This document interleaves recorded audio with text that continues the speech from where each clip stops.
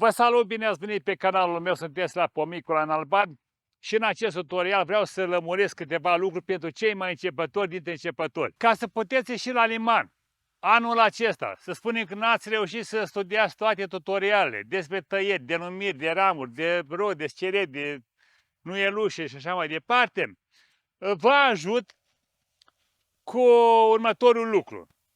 Ca să puteți face niște tăieri aproximative, iar până la anul să aveți timp să intrați în temă cu toate celelalte lucruri. Toate ramurile care cresc în anul respectiv, din primăvară și până în toamnă, se numesc ramuri anuale. Acum, aceste ramuri anuale, în termeni mai tehnici, au două denumiri. Ramuri lacome și ramuri de rod sau mixte. Dacă să nu complicăm lucrurile cu termenii ăștia foarte mulți, o să vă spun în felul următor. În termeni didactici, ramurile mari, care cresc puternic, cum este asta de aici, vedeți? Cum e asta de aici, cum e asta de acolo. Aceste ramuri puternice, cu creștere puternică, cu distanța între noduri mai mare. La fiecare, vedeți aici, mugure, a fost o frunză. Asta se numește nod. Iar distanța dintre cele două noduri se numește internod. Deci ramurile cu creștere puternică, cu internodii mari, se numesc macroblaste. Iar cealaltă grupă de ramuri, care sunt cu creștere mai mică, uitați cum sunt astea de aici, vedeți? Uite cum e asta, cum e asta, cum e asta, toate astea care au o creștere redusă, mică, și cu internodii mici, adică cu distanța între noduri mult mai mică, vedeți cum e asta de aici, cât de mare este și cât e aici. Dacă aici avem 3 cm, aici avem 1 cm. Aceste ramuri, tot anuale, ca și astea, se numesc microblaste. Dacă ați reținut aceste elemente, că ramurile cu dezvoltare puternică se numesc, indiferent că au dat anticipați, cum e aici, vedeți, cu sau fără anticipați, nu contează, este o ramură puternic dezvoltată, se numesc macroblaste. Iar cele mici, care au internodii reduse și au creștere redusă, sunt microblaste. Acum, macroblastele nu generează muguri de rod odată cu microblastele, ci după un an de zile, mai târziu. Și atunci, dumneavoastră, care nu aveți cunoștințe despre toată tehnologia asta a tăierilor pomilor, a tăierii pomilor fructiferi, e suficient să știți așa. Eliminăm din pom macroblastele și oprim microblastele. Dacă nu cunoaștem termenul de macroblaste, o să spunem că eliminăm ramurile care sunt mai înalte, care au anticipat și care sunt foarte lungi și care nu știu ce, și ne pierdem în cuvinte.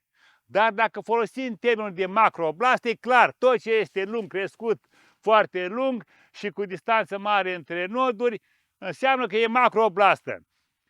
Ori le eliminăm complet, dacă este pornită pe interior, ori le scurtăm dacă avem nevoie să le folosim ca prelungire a ramurilor de schelet. De exemplu, în cazul la prunul ăsta, avem aici macroblastă aici, una pe interior. Asta de aici, vedeți, eu o las către exterior să formez o ramură de schelet în zona asta și o scurtez. Asta de aici nu mai las pentru că am această ramură care trebuie să vină pe zona asta să plece. Și asta o elimin de la inel. Și apropo de inel, cineva îmi spunea că are foarte tot felco, dar când taie, rămâne puțină coajă, acolo nu se desprinde, încalică farfica. Încalică pentru că ați folosit tăierea în poziția asta. Adică cu lamă tăietoare la îmbinare către partea de jos.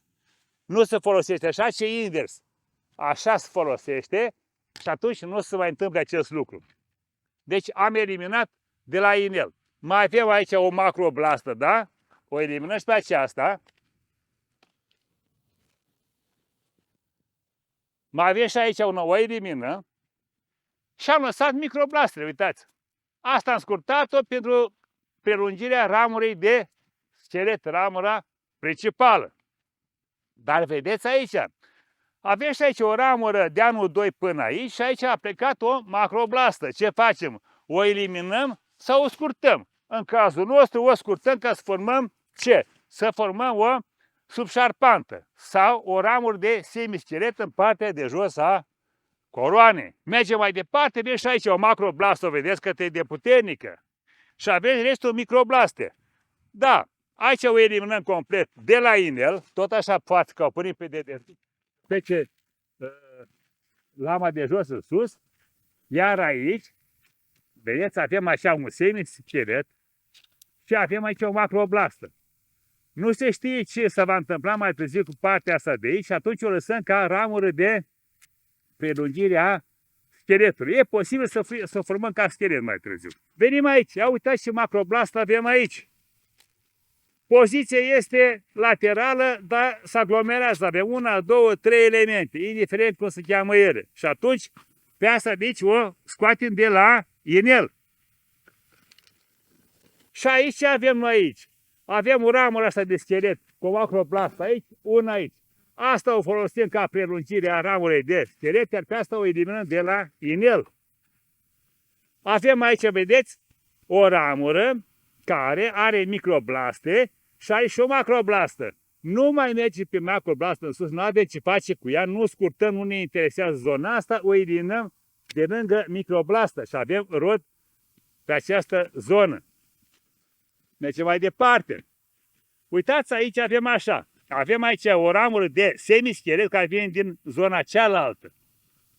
Nu ne deranjează, vine și completează golul ăsta aici. Scoatem această ramură, chiar dacă e microblastă, e plecată mult în interior.